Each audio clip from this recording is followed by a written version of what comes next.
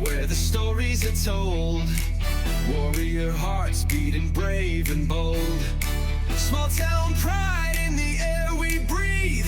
The spirit of the game will never leave. Forever and always go Warriors, we shout. With fans in the stands, there's never a doubt. Game day Saturdays where memories ignite. Under the lights we fight the good Welcome fight. to this episode of the Waldorf Gridiron Club podcast.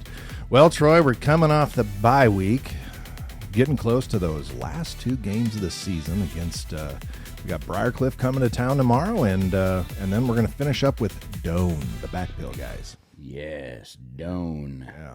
Yeah, can't wait. The Backpill people over there from where? What town are they in Doane is in Crete, Nebraska. Crete, Nebraska. Yeah, Crete is, and actually the head football coach for Crete High School is none other than Josh Luttrell. Josh Luttrell. You know that guy? Literal.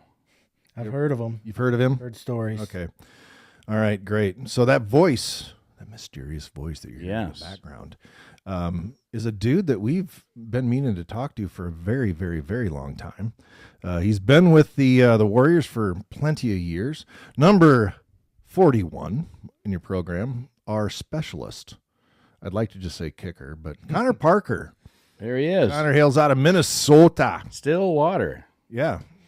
Oh, There's a prison there, Andy. There is. Is that where you went to high school? Yes.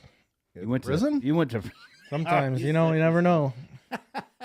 You did not go to Stillwater Prison for high school. I know that because I saw your picture on a Waldorf post, social media, a couple of weeks ago. You had been Phi Beta received some Kappa. sort of, honor there. Yep. I was. Yeah. Alpha Chi. It was pretty special for me to be a part of. Proud of myself for doing that. Alpha. Wait a minute. I said Phi Beta Kappa. I'm really not good with my Greek. It's what? I think that's a frat. We don't have those at Waldorf. But you're in a frat now, right? Alpha Chi Omega? Yeah. Nailed it. Pretty proud of myself. Yeah. Yeah, pretty proud of myself there, knowing my Greek letters. So tell us a little bit about that, Connor. Like, how do you even get to be a part of something so prestigious? I mean, is that So it's the top 10% of juniors and seniors for the school. So each year you get selected, and then you can choose to join it if you want. It's a national honor society, so right? all throughout the country. So it's a good thing to be a part of. Oh, absolutely. I mean, that's another little niche in the resume. Oh yeah. Yeah. And speaking of resumes, how much longer do you have here with us? Yeah, so I've got the rest of this semester, and then I've got one more semester. That's it. And then I'm done. And then back to Minnesota? Yep. Really? I mean, we got you here in Iowa. I mean, you should at least stay. Yeah. I mean, hasn't like an Iowa girl fallen in love with you yet? No, unfortunately not. I'm on the market though, so if you know anybody. Hey, Yeah. you heard it here first. Well, All maybe right. probably not first. Yeah. Yeah. We could advertise that a date with Connor Parker. Yeah. We could have a raffle or some sort of like silent auction or something like that. Because aren't we auctioning off a helmet next week? Oh, That's a boy, great that's question, funny. That's funny that you mentioned that. Yeah, we said that, didn't we? Maybe a silent At auction the very tailgate. beginning of the season, I said that we would auction off that. We got to auction it off. I mean, we put it together.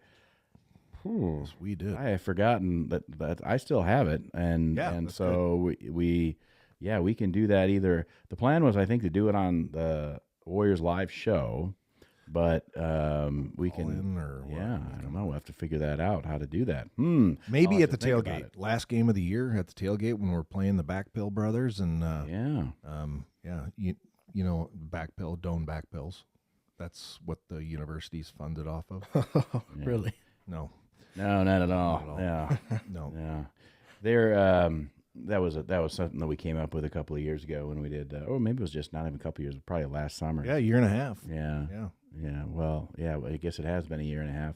We will figure out a way to do that. You're probably right. It is probably the right way to do it. Here's what we're going to do. I think on the last game, We are for every touchdown, it goes up, regardless of what the silent bid is. Ooh. It goes up $7. $7. Yeah, $7. So Or if you should it bid be more than $100, well, no, if you bid $100 and the Warriors score 42 points, that's what I'm talking you about. pay $142. That's right. Yeah. I like that. What do you kids think? Text the show. Yeah, text the show, folks. Let us know what you think about that. We'll get that helmet out there. It's commemorative of the 2025 season, and Connor, we've got we've got a couple more opportunities here, don't we? Yes, we do. We've got Briar Cliff this weekend, tomorrow at Bullstor Field, and that is First Responder Appreciation Day. So, by the way, folks, if you are a first responder, first responders, come on in. You get in free. We want to thank you for all of the work that you do to protect our communities, wherever you happen to be. And so we're looking forward to that. And the following week, Doan, when we'll auction off that helmet, that will be our senior day. And sounds like we're going to be recognizing you. Yes, you will. Yep. I'm a senior. I've been here for 4 years, so it's been kind of a journey. I'll have my parents there with me. So it's kind of, the end of my athletic career. I've played sports all my life, and this is kind of the culmination of it all before I head out. You're well diversified in your athletic prowess. I mean, obviously we know you as first kicker, is you were the guy that kicked, and then we had Brigette last year that was our punter, and then this year you are the specialist. Yes. Yeah, you and G now because he's back. Yep. Absolutely. So, but you play you're into hockey and soccer, and you're a golfer and all that stuff. So I would say that your athletic career is not necessarily over, is it? Oh, well, they've got men's league stuff and all that type of stuff. But as far as, the high level, collegiate type stuff, this is probably the end. I used up all my eligibility as a true freshman, unfortunately, but what can you do? Well, yeah, and that was, you really didn't have a whole lot of choice. It was kind of like, hey, Slater Gifford, our kicker, had graduated, and we brought you in from Stillwater, and you had to be the guy. Yeah. Whether you wanted to or not, you're the guy. Right. Yeah, so. Yeah, you came in 22, 23. That was your first year. Like you said, you've been here 4 years. You played 9 games that first season as a freshman. Let's see, on field goal, you were 50% on field goals the first year as a freshman, but you had 94% on extra points, so that's good. And you had a lot that first year, 22, 23. Of course, we were still back in the old conference. Games were a little bit easier then, and so you had 35 points in that first season. 39 as a sophomore, increased your field goal percentage to 60%, and then 97% on your extra points. And then the last 2 years, it's been a little bit of a struggle, hasn't it? It's not your fault if you can't get to the can't get the extra points. It's hard to get those points when we're not making touchdowns. You've had your field goal attempts last year. It wasn't quite what you wanted it to be. This year, you're a little bit better. But what's the difference between this year and last year, and then the years prior to that? I think the first 2 years obviously is the size and the skill of our opponents. There's a lot smaller guys on the line. I have a lot more time to just focus on doing the kicking. I have a lot more time to just slow everything down. And now that we're in the G-Pack, we have these big dudes running at me. So I think I've split the amount of time I have in half. But I think the difference between this year and last year is our units are a lot better. We're now used to it.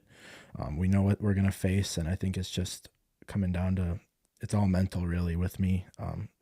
So I think it's just, just like swinging a golf club out there, just let it swing. It's all in the hips, as they say. All in the hips. I have to say, out at DAC West, you had, remember that? Yes. And that I was was an watching, iconic moment. Oh, it was. And look, we missed some tackles on our kickoff return a lot in that particular return, and it was and I watched you, and you were like, "Listen, I'm gonna, I'm the last dude." Yeah, but now, fortunately, I think we had somebody come in, Yeah, someone got and him. help you out there. But I mean, with the helmet on and body language alone, I could see you go, "Oh no, here we go." Right. Yeah. I see him.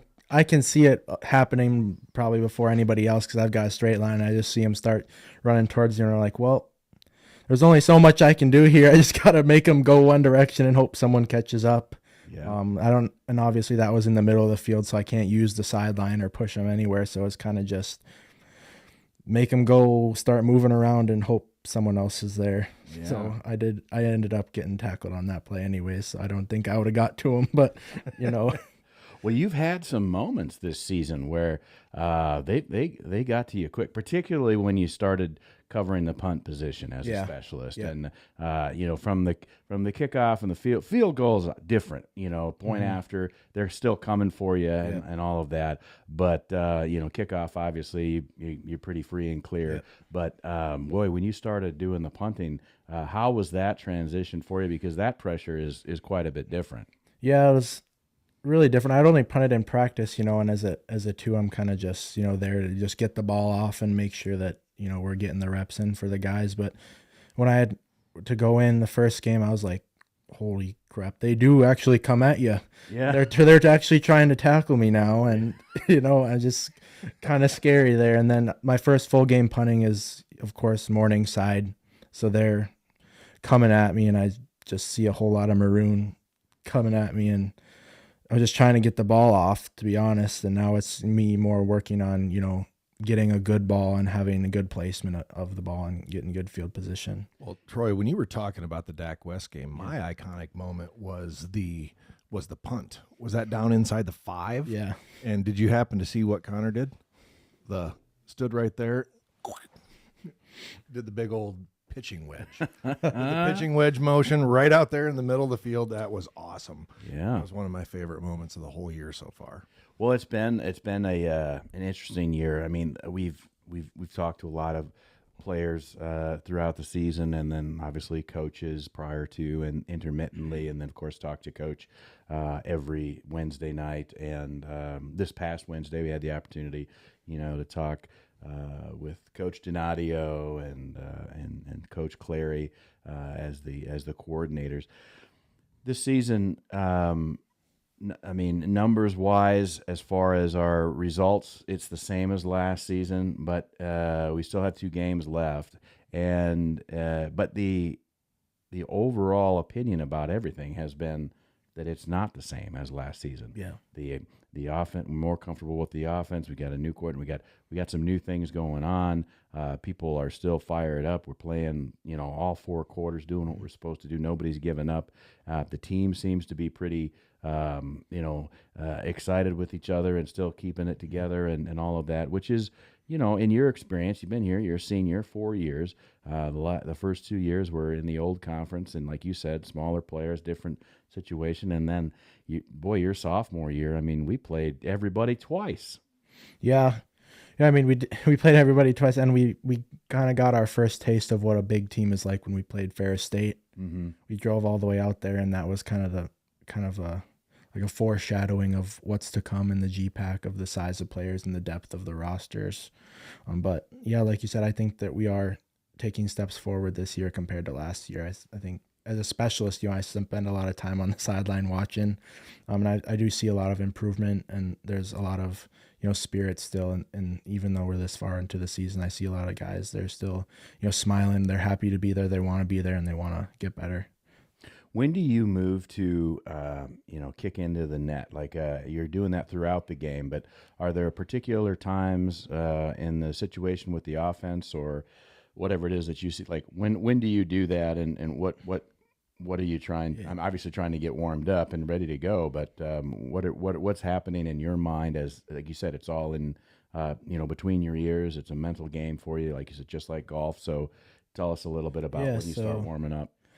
So I generally, once we cross the 50, now that I punt too, so now I kind of got to pay attention to both sides of the field where we're at. So once we cross the 50, I start to think about field goal, and I just head over the net, and I try to just focus on the contact on the ball and just making sure I've got my steps right and I'm consistent with where I'm hitting the ball, because I think that's the most important part for me, is just getting that contact, because if I've got a strong enough leg where if I get good contact, it's gone. So What would you say? I mean, so what's your longest field goal?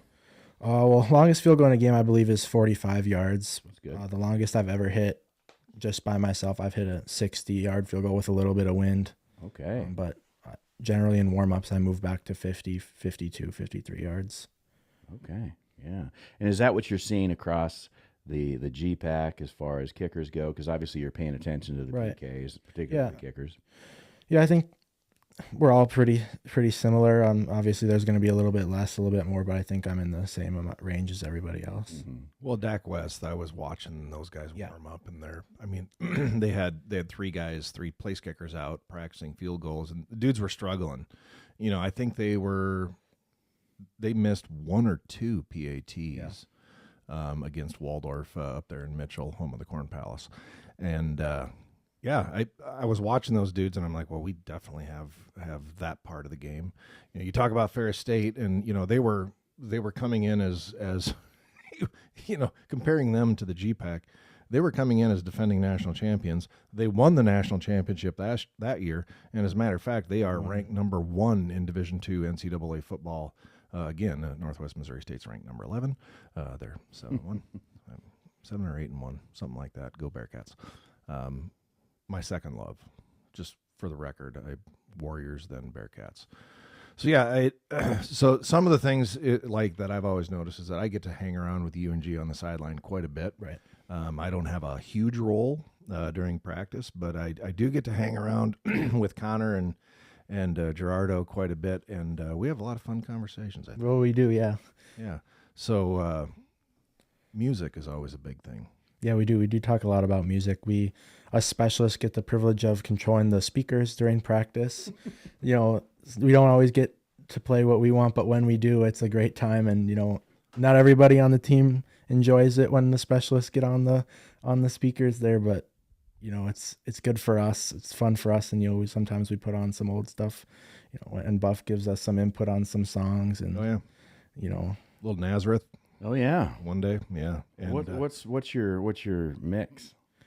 you know, we play everything. We play rock. We play, you know, a little pop, a little Spanish music for G. He loves putting that on. everybody dances to that. Yeah, Yeah, absolutely. little throwbacks. So if you had to choose, if you were making a playlist, what are you coming up with? I'd probably put a lot of country, but we try to play country at practice. People don't really rock with it. They don't want the Western Wednesday that we try to make, but we still try to put it in there sometimes, but it gets shut down pretty fast. But I put on all country. I would think that there are. I mean, obviously there are some players that like it. I know. Oh yeah. I know my son Jack. He He country, loves it. You know, just got back from Nashville. Andy, yeah. back, had a nice weekend. Grand the bye Ole week. Opry. Went to the Grand Ole Opry. Yeah, that is on my bucket list. Oh, you've never been? I've never been, and I do not like even a little bit country music. Oh, but you'd love the show. It's just so That's amazing. just it. I mean, that is one of the iconic places in the United States. Yeah, it was a great show. I mean, it runs. I mean, it's kind of interesting because it's based on the Ryman Auditorium. They moved it out to the Gaylord Grand Ole Opry back in the 70s, and really, that's like 20 minutes out of town. So I mean, it was probably a little bit devastating to downtown back then, but on Broadway. So it was based on that. So like the seats are numbered, but they're pews because the Ryman was originally built as a church, and so we were also at a show at the Ryman on Sunday night, which was amazing, and then went to a comedy club. I don't know. I mean, my favorite comedian is Nate Bargatze, and so he does a little thing. He wasn't there, but he produces some stuff out there at Zany. So it was just a great experience, and yeah, if you go to Nashville, check it out. And of course, it's the home of. I mean, I was really thinking about wearing it tonight. Like I was going to wear. I bought a black Western shirt with the white. All the decorations on it and everything. Tassels, like the little. No tassels. I'm not that kind of a country singer, but I will be singing in January, the weekend before our our Bolsey Awards Yeah. in January, which I Yeah. think is the third weekend of January. So the middle of the month of January, I'll be singing a bunch of Johnny Cash tunes at the Bowman. So I had to. So you had to get a black shirt. I look at it like a business trip. I don't think I can write it off, but it was should. try to write it off. Yeah, think you should. Yeah, I got some new boots, got a different hat. Johnny Cash didn't necessarily wear a hat, but I'm bald and he wasn't. So you know, and I'm also hello, I'm not Johnny Cash. You know, so that's it. But yeah. So anyway, glad to hear you like country. How'd you come into liking country in Stillwater, Minnesota? Well, it's right on the river. It's on the border of Minnesota and Wisconsin. So naturally, growing up, you do a lot of fishing. I've kind of fished around my whole life, and especially with my dad, we've gone fishing up in Wisconsin. He also lives on a river, so we do a lot of bass fishing, some walleye fishing, and it kind of just comes on the radio, and you get used to it. A So, lot of walleyes, have you? How many would you Got a say few. you've caught? oh boy, at least 5. Probably, maybe between 5 and 100. Well, that's between 4 and 100 more than me. I'll say that. How about that? I probably caught a dozen this summer. Oh. Not even trying. Well, sometimes trying, but yeah, we caught a lot of walleye this summer. They were come on. they were biting. Yeah. You just Andy got likes to And fish. I was so I got to be honest. I was really looking forward to last weekend, our bye week of brought my fishing boat home and I'm going fishing. But there's so much stuff to do because my wife and I looked at our calendar and we have not had a weekend free since the weekend before our granddaughter was born in May. Mm-hmm. So it's been because of football season and life and everything else. It's just been super busy. Some of those weekends, though, you were down there and you went to. Oh yeah, I fished. Yeah. I fished in Missouri. Some of those weekends. And, You're talking about. I'm talking about going over to Clear Lake or up Yeah. to Spirit Lake and targeting walleyes, and never really got the opportunity. I spent a week or 5 days up there. We caught a lot of perch, which are fun. But yeah, so Stillwater, Minnesota. You ever heard of a shop called Tats by Zap? Yeah, I have. That's where I got my tattoo. Really? Yeah, so that's my only Now- connection. Oh, you got a tattoo. I do have a tattoo. Can you show it on the I'd have to- YouTuber? it's on my shoulder. Oh, it's on your shoulder. Yeah, it's on my shoulder. It's an ichthus, if you're familiar. Yeah. Ichthus is the Jesus fish, Jesus Christ, God's Son, Savior. So I figured if I'm going to adorn my body for the rest of my life, it's going to be something that means something to me, and it's my faith and my belief in Jesus Christ. So Well, what inspired you to get a tattoo in the first place? Because, if you were going to be completely biblical, you probably ought not to have marked your body that way, but it's all right. What got that? completely biblical. I don't want to get all Concordia on you there, but Yeah. No, it was one of those. It was actually my mom. It was a weekend that my mom had a pretty serious surgery okay. up there, and there was just something in me that always wanted a tattoo, and I'm not a big hey, look, I got Winnie the Pooh here, and I've got Yosemite Sam. Yeah. That's a whole nother story, but I wanted to get a tattoo. I've always wanted a tattoo, but I don't want to put something on my body for the rest of my life that doesn't have significant meaning. Yeah. And I still have one. A buddy of mine down in Johnston, he's in Waukee, owns Warrior Tattoo Studio. He's a Army veteran, retired major in the United States Army. He served, and super proud of just even knowing the man. He had some tough times in Afghanistan. John Hintz. Yeah, I know. Yeah, so I couldn't remember that. Yeah, I know who you're talking about. Major Yeah. John Hintz, and again, I love John to death, but John's a tattoo artist, and I showed him just a mock-up because I would like to do a tattoo to signify the women in my life. And I kind of showed him one, but now, do I leave out Ruthie and Gabriel, my grandkids? Yeah. And so I just don't want to end up with this whole big thing. And, my kids both have a lot of tattoos, and Well, that's a good. I my mean, wife has one. You picked the right one. My wife has one on her lower arm. It's a tattoo of a bee. All the women in our family got tattoos of bee on their arm because we're the beehive, Buffington.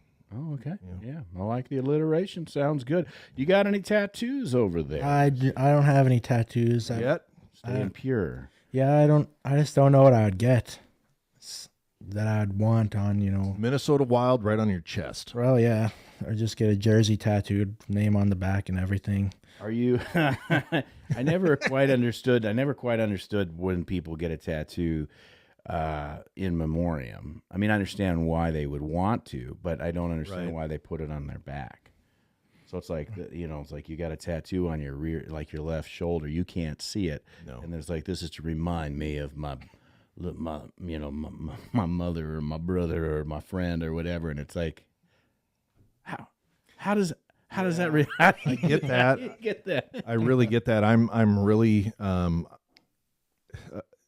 if I do another tattoo, I have my father's signature that says "Love Dad," That's great. and I would like to. And I also have one. My folks did a lot of handwritten notes, and so I have signatures of my father saying "Love Dad," and I have one of my mom saying "Love Mom." So I'm thinking about having that put over my heart. Yeah. Something that, as it stretches as I age. I ain't got a bicep no more. So. Well, I still got biceps, just not attached. Oh, yeah. Thanks for the update on that, by the way. You actually did tear it when you came in. Oh, here yeah. a I couple separated weeks ago. the bicep tendon right from the bone. I actually showed Connor a really cool human trick. So it's still like all the soft tissue, and I can flex it a little bit, and it wrinkles up all the skin. Oh. It's kind of cool looking, right? Yeah, it was cool. I thought Jordo was going to throw up when you showed him. Oh, come on. He's tougher. Yeah. How can he throw up? The guy eats tongue tacos. I mean, how is that even? You know what I mean? Yeah, lengua. Lingua tacos. Yeah, for sure. Speaking of food, Connor, what's being from Minnesota? I assume you eat tater tot hot dish. And, I do. And lutefisk. I don't know much about the lutefisk, but I will tear up some tater tot hot dish. So is that like a family staple? I haven't had it in a long time. We used to make it when I was in daycare, but we kind of make like these potato things. It's like a potato casserole, and that's what my family eats. It's called like chantilly potatoes, and that's what. Is it like a shepherd's pie? No. Okay.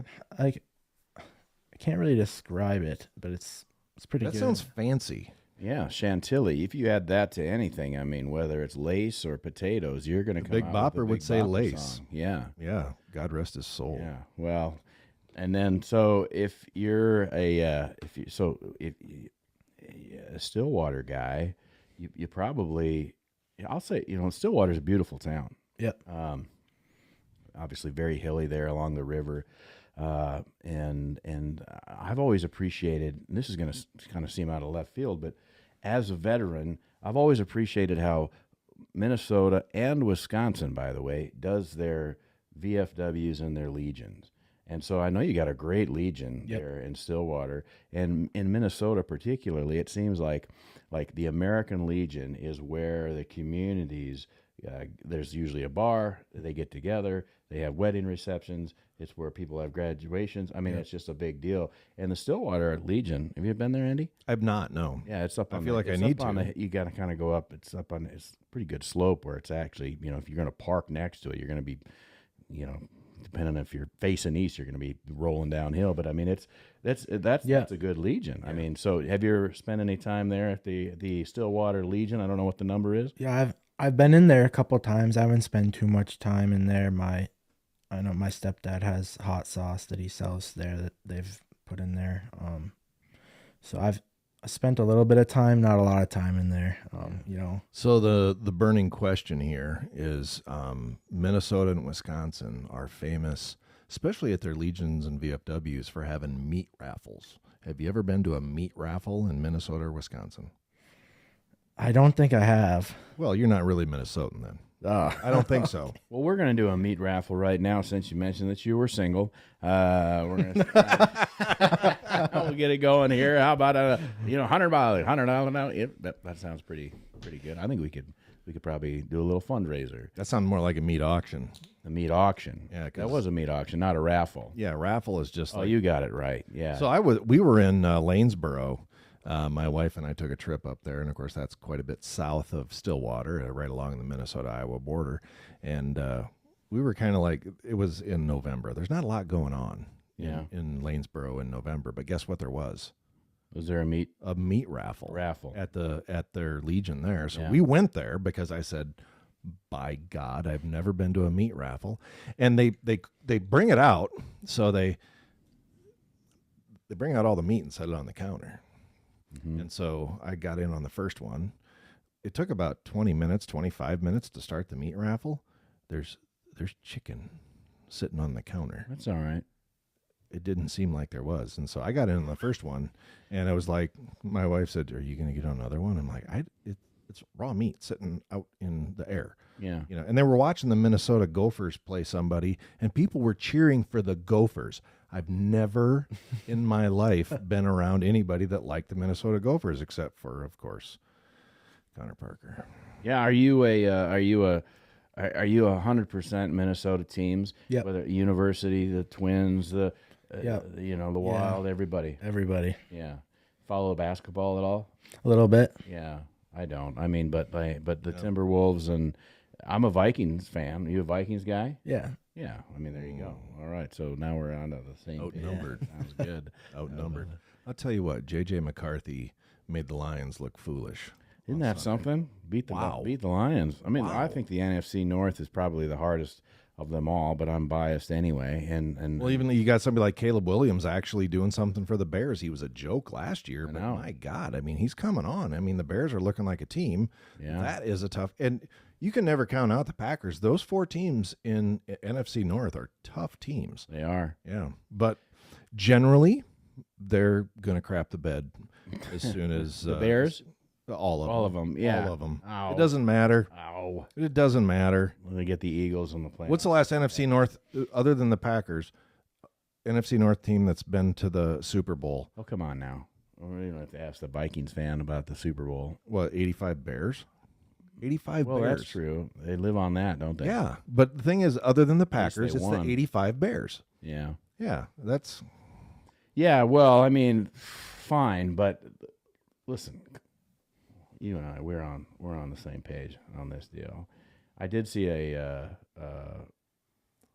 list of quarterbacks that they've had, that the NFC North has had, and for the last 20 some years, and the Packers have had like 4. And the Vikings have had like 15. It's incredible how many. I mean, we had the most just, every year. Well, yeah, how we went through last year. Yeah. It's just It's something else. So do you, who do you in the NFL, what's the deal? Like, who do you follow as a kicker? I mean, Minnesota's a pretty good team. well, to right. follow. Yeah, well, Will Reichert, pretty Yeah. good this year. That kid, does he look like he is in junior high, or is it Right. just- Yeah. yeah, he's this guy? Yeah, got a 13 baby years face. old. He But was he one can of kick those the field. savants. I mean, you don't have to worry about it. He's gonna kick that ridiculously long field goal. Yeah, as long as there's not a wire in the way of the football or That'll anything happen. like Allegedly. Yeah. Hey, but How does the speaking NFL not acknowledge that? How do they not? the what a the garbage. little camera. And I love and we've talked about this. Professional football has become more pure than Division I college football, for sure. With NIL money and the transfer portal, these kids can go everywhere. At least the professionals are under contract. Mm-hmm. I mean, they wheel and deal these poor humans, in the Yeah. midst of their. But at the same time, it's like the NFL. I love the NFL. NFL as an organization is trash. Yeah, I agree with that. Yeah. Yeah, they are. I don't know what they're trying to accomplish, but I do. I mean, I love watching Oh, I do. professional football. 100%. Yeah. Probably because my kids live around the Kansas City area. My daughter's a rabid Chiefs fan. I follow the Chiefs. Don't really care. Don't like Travis Kelce much at all. I mean, but Patrick Mahomes, you have to respect the guy, but you kind of like to watch him lose. I mean, you do. He's got a weird voice, but he's productive, isn't he? Well, so did Mike Tyson. Yeah. 2 different sports. I mean, Oh. that dude. You can have the weirdest Mike Tyson voice and be a heavyweight boxing champion, and nobody's gonna Yeah, nobody's gonna say. I don't think anyone's afraid to tell Patrick Mahomes he has a weird voice. think he People knows. might be a little bit scared to tell Mike Tyson he's got a weird voice. Yeah, Yeah. So I mean, there are some great kickers. I'm in a probably like everybody else, like in a fantasy league, just with our family and everything like that. And particularly if I come like late in the draw, then I'm going to be looking for, like, I know I'm not going to get the number one running back, the number one receiver, the best, the quarterback that everybody wants. So I'm going to be, my strategy is like, I'm going to take care of my defense, and I'm going to take care of my kicker. I'm going to take care of, some of those other things that maybe not everybody else is looking at until, and it's not working this year. I was going to say, how's that going? It's not working, but I mean, that was my strategy my first year, and I won. Sure. Yeah. Well, that's good. So Connor, one of the things that I know about you is that you're interested in a lot of different sports. You're going to the Wild game, is that correct? I went to the Wild game. Okay, no, but you were We're going to the Bulls game. The Bulls game, and you're Yeah. going to wear your Wild jersey. You Yep. said, which I think that's a pretty safe bet. But like, I know that you're really into golf.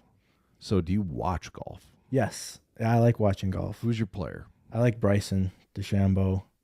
Yeah, he's cool. Everybody likes Scotty Scheffler. Mm-hmm. I mean, yeah, but I don't know. Growing up, I was a big Rory guy. Yeah, Rory's Rory. way cool. Yeah, I always like to see somebody like Tiger, and Tiger reminds me of back in the day when Tiger was coming up. Freddie Couples had kind of had his 5 minutes as a guy on the tour, but like he was getting older. Mm-hmm. But I love it when Tiger does well. I don't know why. Is that bandwagon type stuff? No. No, I mean, it's hard not to appreciate Tiger Woods. I mean, he's one of the greats of all time. I mean, he's up there with, Nicholas and Palmer, Arnie Palmer. And I forgot, I just found that I was reminded maybe a month ago. I don't know why it came up. You know how you just like start to Google stuff and you think of something like, what happened to Payne Stewart? And totally forgot that dude He was died in a plane crash over Nebraska or South Dakota or something like that. And but started out, in Georgia, and then autopilot, and I guess that cabin never pressurized. And it's like one in a million situation. And then of course recently I just took a flight to Nashville, and I'm thinking, oh, I mean, I hope they pressurize this bad boy. yeah, I mean, they do that. Excuse me, I have a question. Yeah, You pressurize the cabin? That's right. Are we flying When you over see- 15,000 feet? You got to make sure you grab the thing, Yeah. and put it on yourself, and then tug down before you help your neighbor and all that stuff. And I'm like, I don't know if any of that's going to work out. And like Dennis Miller said, Yeah. tug lightly to begin the flow of oxygen. Look, if I'm shoulder rolling at 500 miles an hour, lightly's not even in my vocabulary. Right. Have you been flown around a bit? Yeah, a little bit. I've been Florida, California, been to Vegas a few times. You've been to Vegas. Yep, Like with the boys or the family? family. Oh, yeah. Yeah, I played. Get crazy. Yeah, I played when I was playing soccer. I got to some high level stuff, so we had tournaments out in Las Vegas, and we Well, play out there. And I'm interested in this because you came to Waldorf not as a soccer player. You were recruited as a football player, but predominantly you were a soccer player. Yeah, so I played growing up. I played hockey, soccer, lacrosse, and I kind of chose soccer as my main sport. When you're at that age where you kind of got to make a decision on what sport you want to go all in on. Right. And I played that all through high school. I was playing high school and then on a club team in Stillwater, and I played that. And then my senior year, we were at a captain's practice, player-led thing, and some of the football players rolled up, and they were just asking if anyone wanted to try and kick a football. And I guess I was just bored that day, or what led me to do it. I was like, all right, yeah, give me that thing. And so I started kicking it, and they said, yep, you come to our practice tomorrow. And then the rest is history. I'd only played 10 games of football before I came here, so I didn't really know what's going on. Some stuff that we talk about at practice, I still don't really know what's going on, but I know what deep left means. Yeah. So Yes, you do. so yeah. Well, that's interesting because I wonder, do you think soccer players, I mean, they make, I mean, there is obviously a skill to to kicking the ball. And how did that obviously correlates pretty well with the field goal and the kickoff. Yeah, it is. It is similar, but it is different. They're different. Obviously, they're different shapes, but I think the core flexibility of your hips and the way your legs move and the way that you're able to, move through that movement of kicking a ball really helps. So once you've got that down, I think it's just, figuring out what your technique is going to be and, just driving through the ball and getting the height. That was the biggest thing for me, was trying to get the height on the ball, especially when you've got bigger guys on the line and stuff like that. You have so back in the day, that is, kickers would wear, I don't know, Andy, if you remember this, they would have a special shoe that had Wore it. You wore it? Wore it, spot belt. A blunt, like square toe, and they would kick it dead on. But I think that the most effective way, and the soccer way to kick, is from the inside, the insole, the inside of your foot.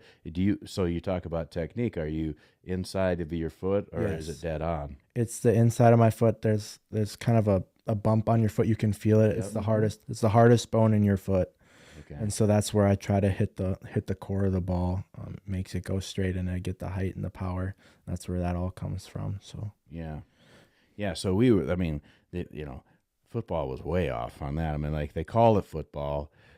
They only kick for the extra points, the field goal, and the kickoff. So the soccer players, they say that they're the real football because they actually use their feet. Yeah, they spell it wrong, but that is interesting because that soccer technique is way more effective, right? And that is than what we were doing back in the 80s and 90s. I kicked in high school. Yeah. I mean, from the time I was on varsity, the time that I was a sophomore through my senior year, there was somebody handed me a record book a few years ago of longest kickoff average with more than 3 kicks in a single game and then season, and my name was right up there. There you go. I had no idea. I mean, I could don't be care. Forest City Indian Hall of Fame.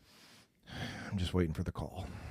I figure I'm probably going to be after Larry. Text the show, folks. Yeah, exactly. Let's have some pressure on Gary our athletic Hall of Fame or whoever is on that committee. We only have 2 classes. I don't think they're looking at, hey, wonder who the kicker was in 1987. You never know. Yeah, I doubt that. No, maybe Larry will bring it up. Larry actually told me, because my senior year, and you might be familiar with this school, but he was interviewing for the head job at Winona State. Okay. Didn't get it for whatever reason, doesn't matter, but he said, if I get the job, you're going to come up and be my kicker. No kidding. Yeah. So, well, you see it though. Got that feather in my cap. There was when my oldest boy Tate was playing, we went over and they had this kid from Spirit Lake, and Spirit Lake's a pretty strong program. They had this dude who was, that was a legit kicker. Like, I don't know if he did anything else. He was a true PK on a high school team in 2A football, which is fairly unusual, but there was a reason for it. Like, he could lay out that 50-yard field goal, and he was just on point with the kickoffs, and just tremendous. He did go on to play. Now I'm not sure. He went to, I think he played for Mankato, which is D2, but are they? They could be. They could be D1 if they wanted to be. They're a pretty successful program. So, and if you came to the program, from a soccer background, with just not a ton of football experience, how did you just, I guess, practice the hell out of it, huh? Yeah, they just give me a bag of balls and send me out to my high school has 3 practice fields, so they just send me out to the field, and I'd spend the whole time out there. I was playing football and soccer. There's the same season in Minnesota, so I'd go from soccer practice, then I'd go to the football, and then I'd just kick, I don't know how many balls a day, but a bunch. Just figure up one way or the other. Like they say, if you play baseball, you shouldn't be practicing your baseball swing if you're trying to be a golfer at the same time. Right. Yeah, I think they kind of just helped each other. It's because it's so similar in the motion. obviously it's soccer, you're running, and football is like you're just planting. So it's just kind of a little bit sore in the hips after a while, but it's pretty similar. They just same. We had this foreign exchange student when I was, I don't know, must have been a sophomore or something like that. Paul Van Auken was his host family, so he's 2 years older than me, and I can't remember his name. I felt terrible about it. He was from Spain, and he was definitely a soccer player. Mm-hmm. He was not what I would say. I would say that as far as like the shapes of soccer players go, it definitely was not a midfielder where they run 3 miles a game. Mm-hmm. This guy was probably more on the goalie aspect of it, so maybe not quite as what I would consider fit. But that dude was annihilative, and he was our kicker. And I remember going in. Remember how they have all of the pads hanging up in the wrestling room, and that's where you go and grab all of your gear and everything like that. You couldn't really see because all the pads were like hanging, at eye level, but there's clearly plenty of room underneath. And so this dude would come in, this foreign exchange student from Spain. And by the way, he smoked cigarettes. Like I've never seen a dude who comes and he's back in the back smoking cigarettes with Steve Kappas or something like that. What's the big deal? I'm just smoking cigarettes. It was no problem, It was a big, and he, oh my God, and he was the worst athlete I've ever seen. He was chubby and rotund, and he had just very swarthy, I guess if I can use the term swarthy. It's a good word. And this guy, but we were afraid as underclassmen because if there were volleyballs that were also somehow in the mix in that football equipment room, and we're big room, wrestling room, and you're trying to get your stuff on, and this dude would just let loose with volleyballs, which they really send the kick. Yeah. Also, it wrecks the ball when you kick it. But anyway, so he was just. And it was like a bullet. He would like annihilate all of the freshmen and the sophomores and just pick us off. It was like the worst game of kickball / I don't know, dodgeball that I've ever experienced in my life. Well, that built character. It did. I didn't know that. You probably didn't know it at the time, but it built character because if you can dodge a volleyball, you can dodge a dot. Wait a minute. Yeah. Yeah, no. In my mind, he's still smoking a cigarette while he's doing it in the school. That's clearly like the not, replacements. not what happened. I watched the replacements the other day. Their kicker, he goes out, to kick, throws a cigarette down, and plows a field goal. Have you ever thought of do you smoke cigarettes? No, you don't. Well, have you thought about starting? I mean, it's your senior year. It's just got a couple of games left. Get you just a pack. Just get out there. Right. I know there's no tobacco on Waldorf premises and all that, but it would be some sweet stuff. If it's just like woof, and you nail it, you smoke it, you did the field goal, put it out. Boom, and then just nail it. Bring it out. That would make the Bullseye Awards on the highlights for sure. I mean, it would. How would it not? I would set the cigarette put down. that video together. I guarantee you that would be in there. That would be Yeah, great. yeah. That'd be great. Could let the cigarette butt be the marker for where the holder needs to put the ball. Just put it down and squish it. Yeah. Step back and let her rip. I mean, it's mostly rubber, right? I mean, so, what's the difference? I don't know. I mean, what would the penalty be? Would that be on sportsmanlike conduct or tobacco use? Never mind. I don't even know how it would look for a guy who's never smoked cigarettes. I don't know, never, but you don't smoke cigarettes, and then trying to get that up inside of your face, man, and then get it back out there and throw it down and try to do the cool move, and it probably would be a mess. It's probably not worth it. Yeah, we probably. Coach Chapa might have a few words to say about that. Yeah. Now, we mentioned a couple movies. Graduate, so yeah, that's true. Yeah, we still want to graduate. So we mentioned a couple movies. What do you do in your downtime? You probably don't have to watch a lot of film. No, not a lot. Yeah. I don't know when the, I don't know when the last time I opened up Huddle was. A little while ago, maybe. Yeah. Maybe a few years. Yeah. But don't get that guy. I remember most of my plays is like right now is not too hard for me to remember all of my reps. But in my downtime, I've got this car simulator in my room. I've got like pedals and steering wheel, and I just kind of race, yeah, online. So NASCAR, dirt track. Yeah. What do you?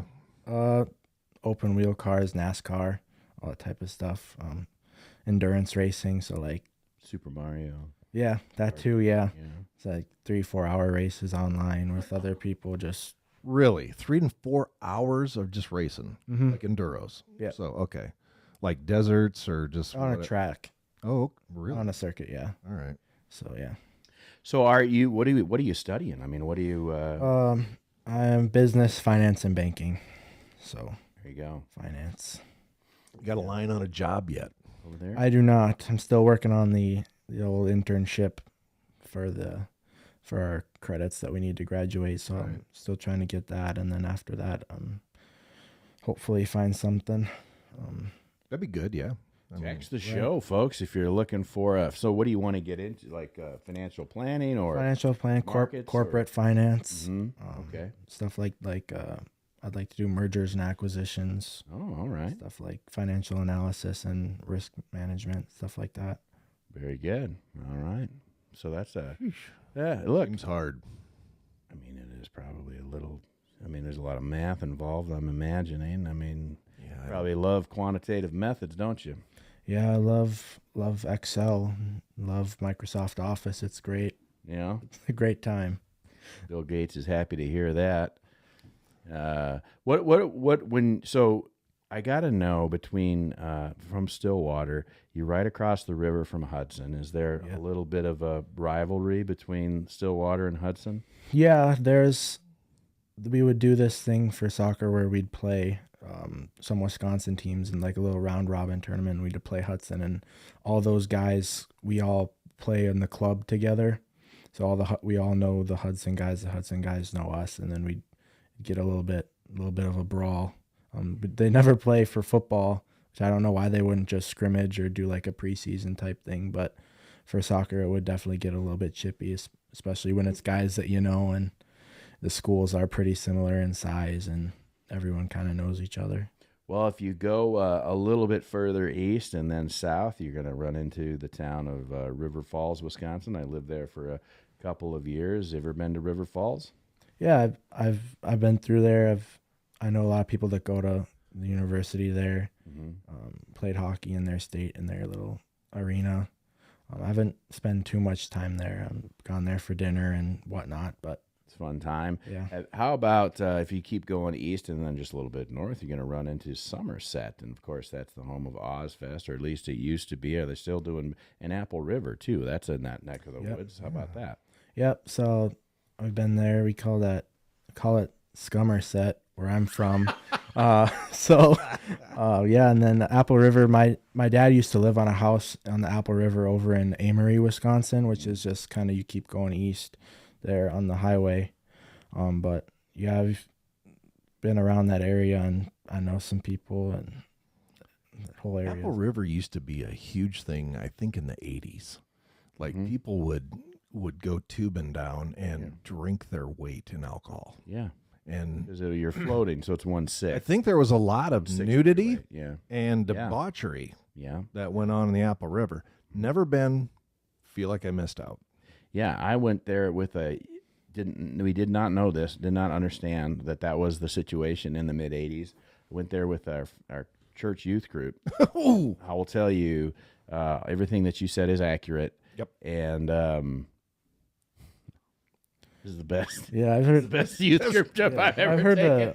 the Apple River is like really dirty though. That's what I've been told. It's filthy. It's gross. Well, there's probably a lot of urine and alcohol, but maybe they would counteract each other. I don't want to ruin the Apple River Chamber of Commerce or whatever they've got going on over there. I know it's actually a lot cleaner Yes. than it used to be, because they- during the 80s, people would just throw their beer cans at Targets along the bank, and so it would just be rife with beer cans and mess and all that. I think they've cleaned that up quite a bit. But as far as the quality of the water, I can't speak to that. And again, it is Wisconsin. So I'd say any body of water is going to involve a fair amount of urine just based on the amount of drinking that goes on in the Badger state. Just the state of Wisconsin in and of itself. Yeah.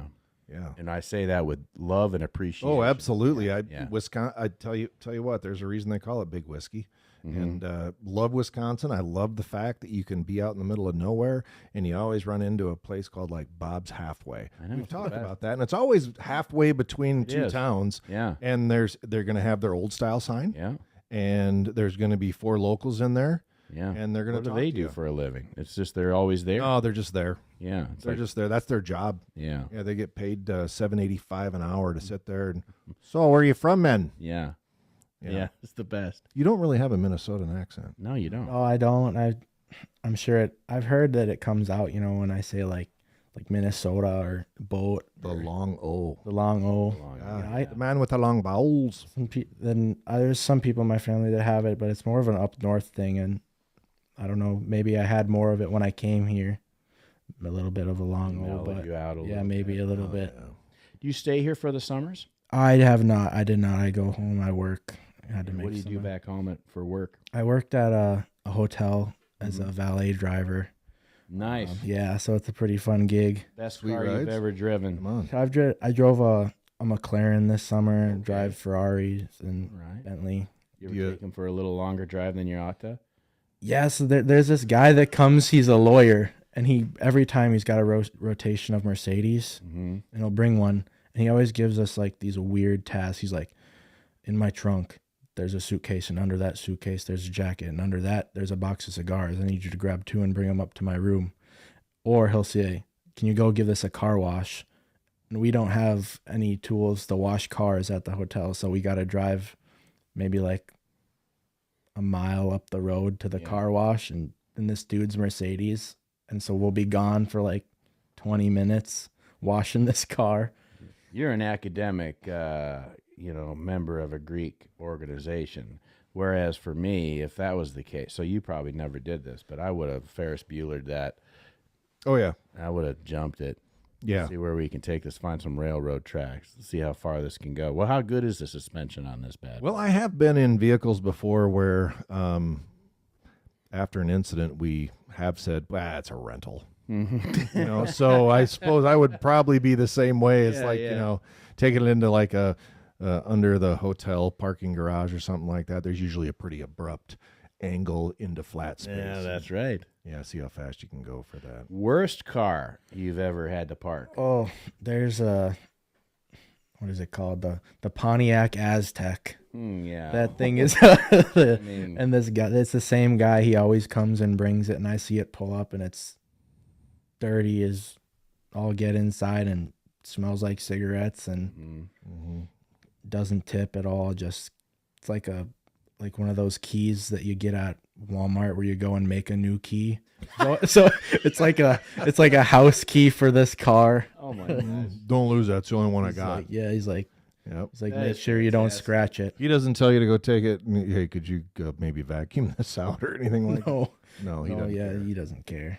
Pontiac But Aztec. I don't understand because it's a 3-star hotel, so it's not like it's like $400 a night, and this dude rolls up in this Pontiac Aztec, and I'm like, you looking for the Best Western or the Super 8 here, or what are you looking for? Exactly. Yeah, I mean, they don't usually. I mean, the Super 8, it's been a long time since I've stayed in a Super 8. Nothing against Super 8. We got, No, used to have one. Do we still have one in town? it's not like a Marriott. Something else. No, Ramada was what we went after that we one got with time. Ramada. We got a little bit of an we issue. were tough on the Ramadas.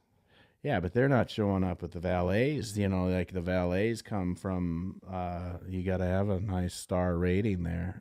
I guess you could be a 1-star hotel and have a great valet service. Be kind of weird, but maybe that's where the Aztec guy, maybe he owns a 1-star hotel. That's why he's got driving the messy Aztec. And then he's rolling in and he's like, I want to see what it's like to go a couple stars above. But I'm obviously, we have valets, but our valets are better. What if he doesn't like your valet service? Yeah, I don't know. Maybe he's just gathering information, but that thing is absolute peace.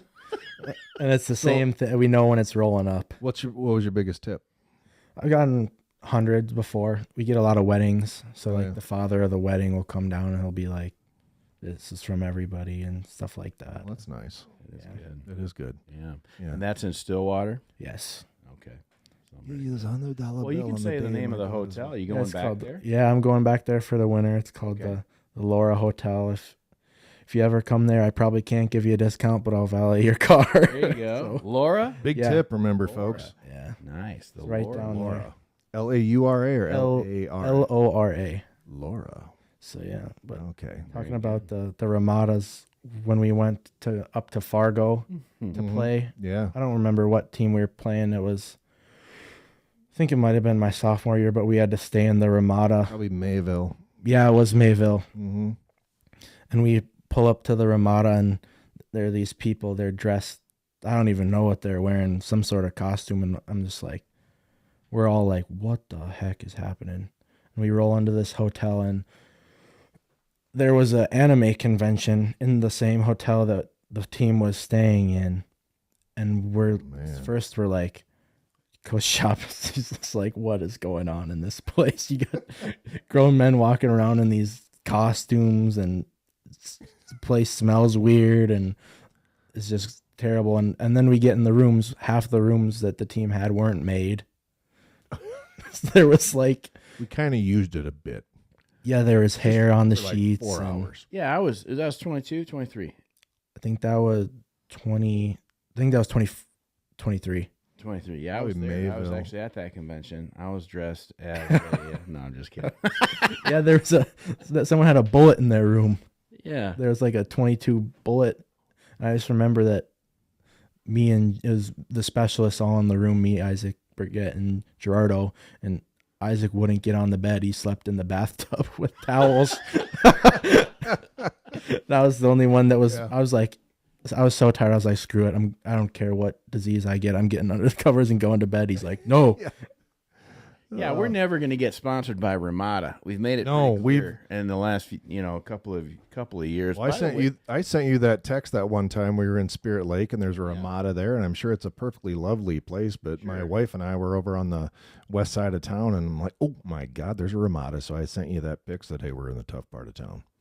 By the way, speaking of this podcast that we've been doing now for 3 years or longer, I guess we got Season 4. This is 133. This is our 133rd episode. Holy Andy, smokes! that we've been doing this. We have We have 8,268 downloads as we record this, which is amazing. That we've It really had that is, many yeah. people that continue to listen to us, and we just really appreciate it. It's pretty awesome, and like we used to say, or we used to, where these are all coming from.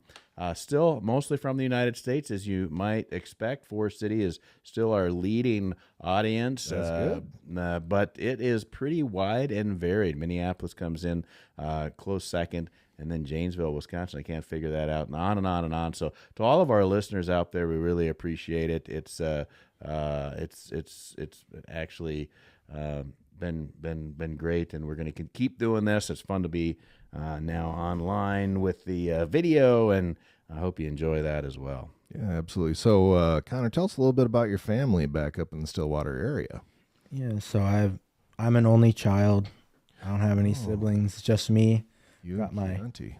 Yeah, my mom and my dad and my stepdad. It's just kind of us, Yeah. And then I've got my grandparents live 5 houses down from me. Good. I know my grandpa listens to the podcast, so He's really going to tune into shout this. out here. Well, what's Yeah, up? What's your grandpa's name? Tom Lindenhoff, and he's also a first responder. So He is. All So right. is he coming to the game on Saturday? I don't think he'll be there on Saturday, but He's he coming, might be on the the senior Dome night game. one. Yes. Well, he's It's not free. It's backpill is he in night. Stillwater? Yes. Do we have any downloads from Stillwater? No, He's our 12th largest audience. Stillwater. Stillwater, Minnesota. Well, That's that's all you. man. fantastic. That's all you. So, have you listened to any other episodes? Yeah, I've listened to a couple in the car. I know we were listening to one. Well, I don't remember when, but I don't remember which ones they are. Was it a player, or were we making fun of another team? I think you were making fun of another team. Those were so much fun. That was a great. We could Yeah. probably go back to that. We probably could, but I don't know if that. I mean, let's start winning some games first. going to win this game this weekend, and Yes, then we you're going are. to find out how we'll bring it. Can't figure out why Saskatchewan is still like our 14th largest audience. But hey, thanks for listening, Saskatoon. How's it going? Yeah. Yeah. How about Have a it? good day. Saskatoon. All right. Did they say A in Saskatoon? I bet everybody does. Yeah. Go out in your boat. Yeah. Talk about long O's. Oh, absolutely. The Canadians are famous for the long O. All right. We're getting close to the end here. One of the things we always like to do, Connor, you've probably heard it if you've heard any of our other podcasts, is we like to give our guests that last word. You can talk to your family, you can talk to the fans, you can talk to your friends, you can give big shout-outs, anything like that. But we always want to give you the opportunity, again, for the last word. So with no further ado, the microphone is yours, sir. Well, I guess since this week is First Responder Week, I'll just give a shout out to my grandpa, my uncles, all first responders, and then my closest friends here. One of them is a state patrolman down in Iowa, fellow Waldorf warrior Bennett Eaton, and then also cadet in the works, Mr. Isaac Burgett. Yeah. So Yes, he is. So thanks to those guys. I appreciate you. What discipline does your family? What are they first responders in? Are they medics, firefighters? Firefighter. My grandpa's a firefighter, state fire marshal. Wow, So that's awesome. Yeah. Well, thank you to your family and your grandfather for what they do to protect their community, because I very well know I get to have a pretty intimate relationship with a lot of our first responders in the area, and they are truly folks, you don't know what these people go through on a daily basis. I just hope they take care of themselves. That's always my hope for our first responder community. So love them. If you're a first responder, and I believe I saw that if you are active military or a veteran, come on in and you're going to get in free on Saturday. So we want to just do even a little bit to honor you, but come on down. It's going to be nice and warm. It's going to be almost 40 degrees. There may be a little bit of wind and rain. Yeah. But you know what? It's football. It's Iowa. You got to get here. About dang time. I know. I mean, geez, this weather's been sultry. Yeah. Yeah, so here we are. Well, that's going to do it for this episode of the Waldorf Gridiron Club podcast. Want to thank Connor Parker for taking some time out of his busy schedule to come on down here and visit with us. Want to thank you guys. I guess I'm going to cough. Want to thank you guys for taking the time out of your day to listen to us here on the Waldorf Gridiron Club podcast. And for Troy Thompson, this is Andy Buffington, and forever and always, go Warriors. Tailgate smoke rises under the sky.